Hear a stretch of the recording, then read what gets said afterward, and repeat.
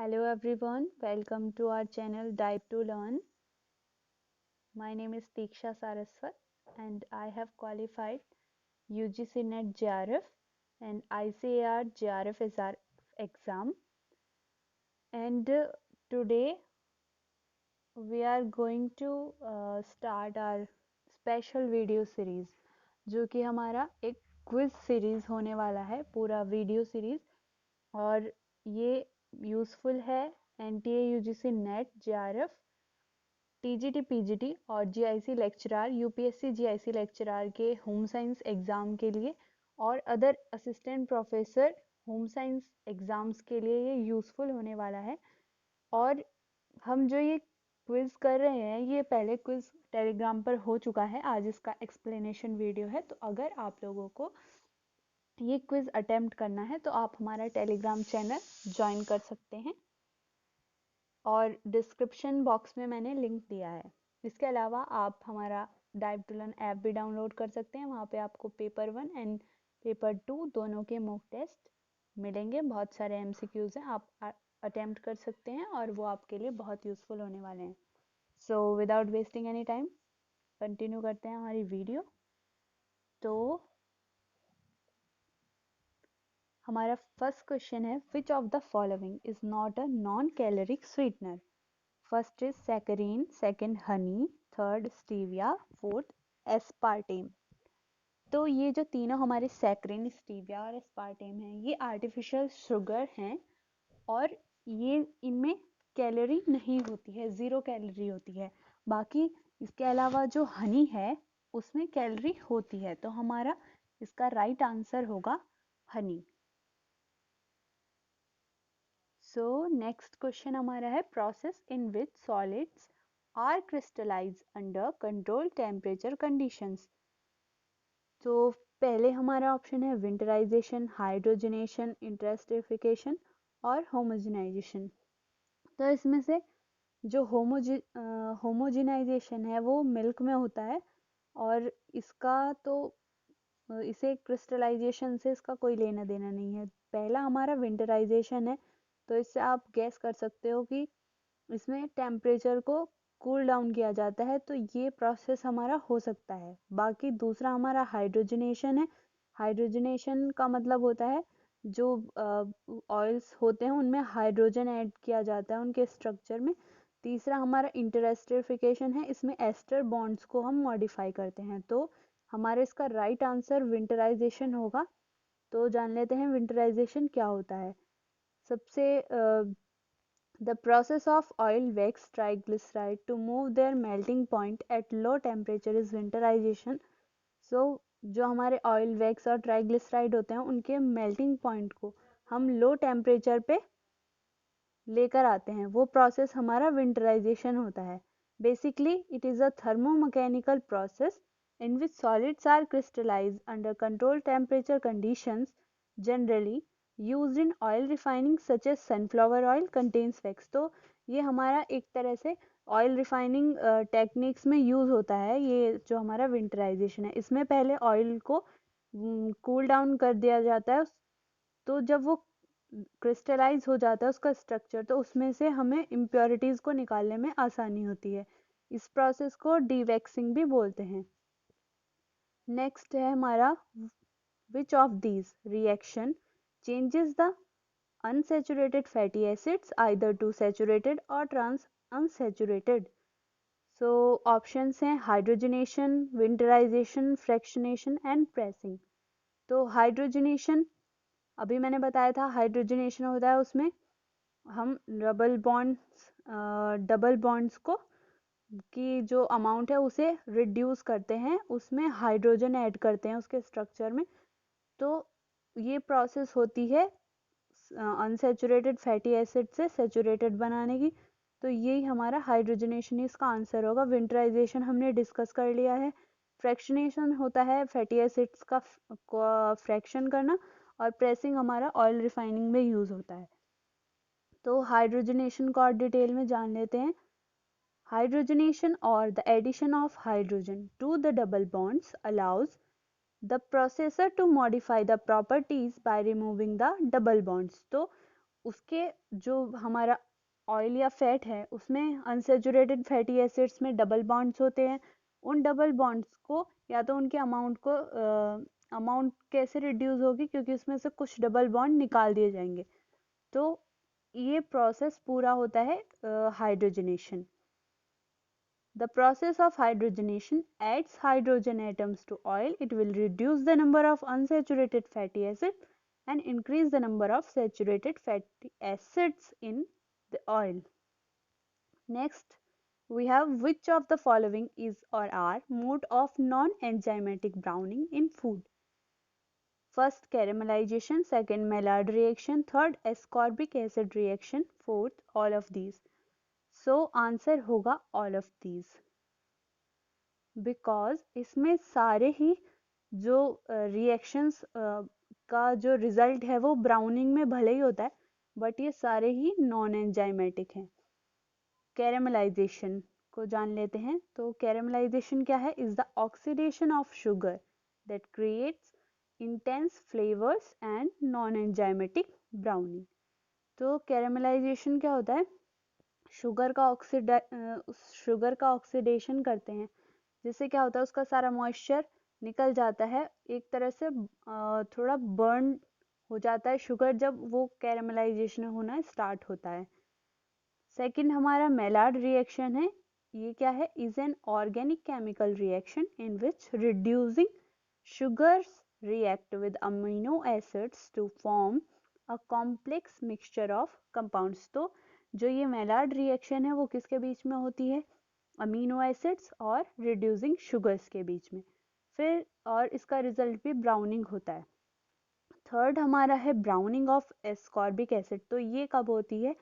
When carbon dioxide evolve in citrus juices and ascorbic acid is lost. तो जो हमारा citrus juices है उसमें कार्बन डाइऑक्साइड डेवलप हो जाता है, और जो एस्कॉर्बिक एसिड है वो उसका लॉस्ट, यानी कि एस्कॉर्बिक एसिड कंटेंट उसका खत्म हो जाता है या फिर डिप्लीट हो जाता है।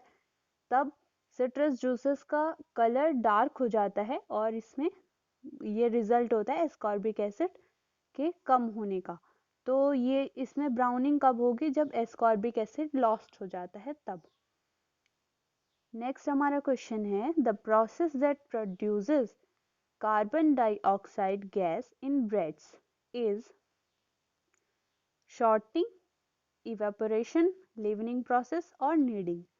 इनमें से शॉर्टनिंग नहीं है, क्योंकि शॉर्टनिंग होता है जब हम कोई बिस्किट्स या फिर बेकरी प्रोडक्ट्स बनाते हैं तब हम शॉर्टनिंग यूज़ करते हैं। तो यूज़ करते हैं भले ही, बट इससे कार्बन डाइऑक्साइड रिलीज नहीं होती या प्रोड्यूस नहीं होती है। इवेपोरेशन मतलब वाष्पीकरण। तो इवेपोरेशन इसका आंसर नहीं है, क्योंकि ब्रेड्स में इवेपोरेशन के थ्रू ऐसा नहीं कि कार्बन डाइऑक्साइड निकल जाए। थर्ड हमारा लीवनिंग प्रोसेस है, और फिर नीडिंग। तो नीडिंग तो बिल्कुल ही सिंपल प्रोसेस है, तो कोई केमिकल रिएक्शन इसमें हो नहीं रही है। फिर लीवनिंग प्रोसेस है। तो लीवनिंग में क्या होता है? हम कोई भी लीवनर को यूज करते हैं जो कि प्रोड्यूस करता है gas that makes bread rise. मतलब जैसे कि लीवनिंग प्रोसेस, या फिर हम जैसे मान लीजिए कोई डो बनाते टाइम हमने फ्लोर लिया, उसमें हमने इनो डाला या फिर हमने बेकिंग सोडा डाला, तब क्या होगा? तब वो राइज होना शुरू होगा फ्लोर, तो उसमें से कार्बन डाइऑक्साइड निकलेगी। या फिर जैसे फर्मेंटेशन होता है उस टाइम पे कार्बन डाइऑक्साइड निकलती है। तो कैसे निकलती है? It is done by east है ये, यहाँ पे थोड़ा करेक्ट कर लीजिएगा, ये एस है। It is done by yeast that feeds on sugars in flour and expels CO2 in the process. तो लीवनिंग प्रोसेस ईस्ट के थ्रू होती है। जब वो ईस्ट किस पे एक्ट करता है? शुगर पे, या उस शुगर को खाता है वो, और कार्बन डाइऑक्साइड इस प्रोसेस में बाहर निकलती है।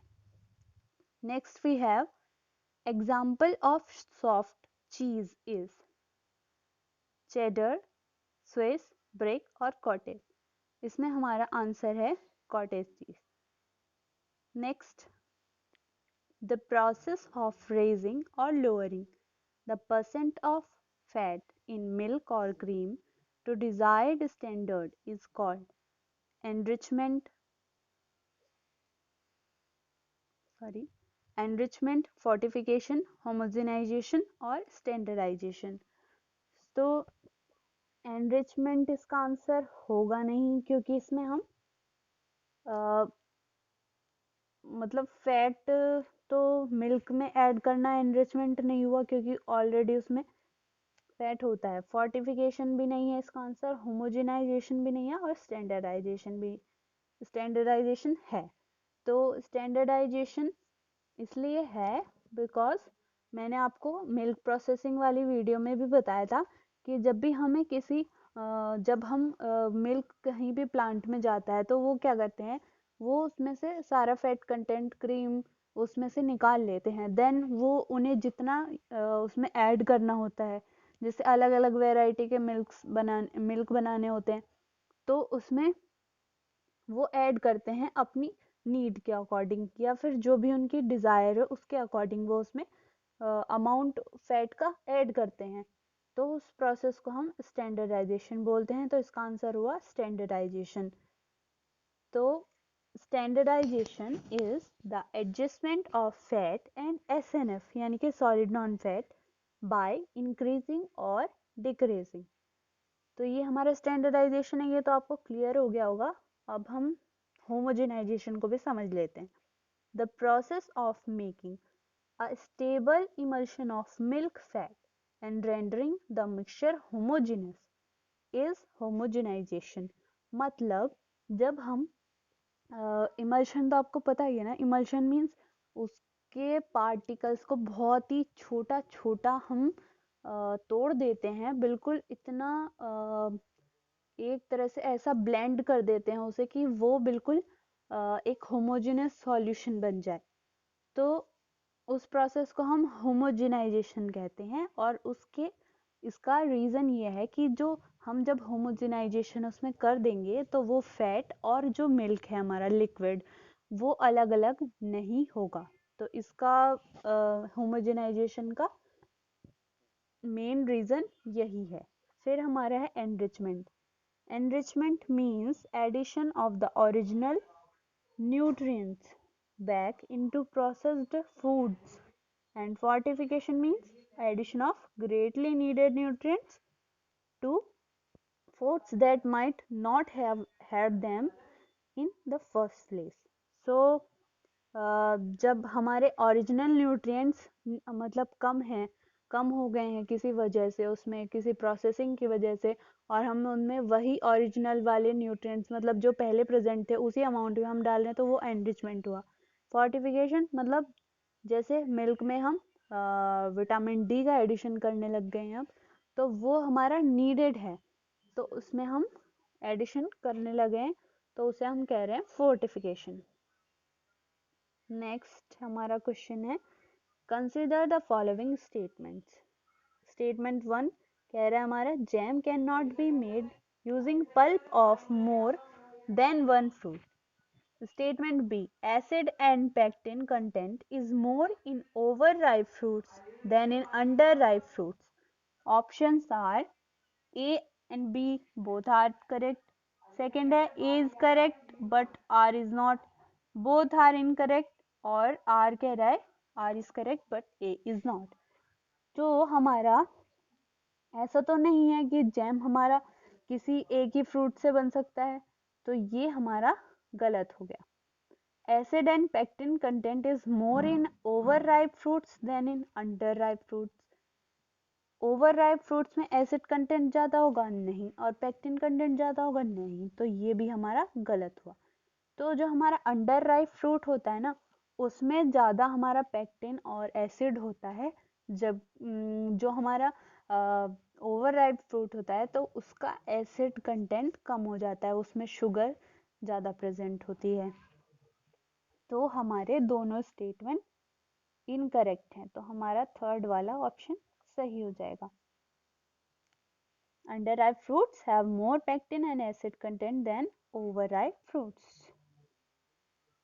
अब हमारा क्वेश्चन है identify the refrigerant which one is not used in cryogenic freezing. तो क्रायोजेनिक फ्रीजिंग में लिक्विड,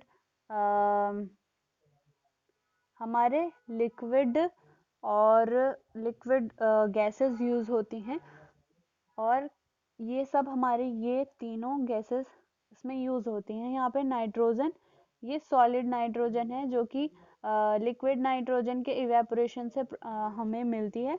तो ये नाइट्रोजन इसका आंसर नहीं होगा, क्योंकि ये जो हमारा क्रायोजेनिक फ्रीजिंग में हम यूज करते हैं लिक्विड नाइट्रोजन यूज करते हैं। कुछ लोगों को कंफ्यूजन हुआ होगा कि यहाँ पे नाइट्रोजन दे रखा है, नाइट्रोजन तो यूज होता है बट वो जब यूज होता है तो वो लिक्विड फॉर्म में यूज होता है, सॉलिड वाला क्रायोजेनिक फ्रीजिंग में यूज नहीं होता है।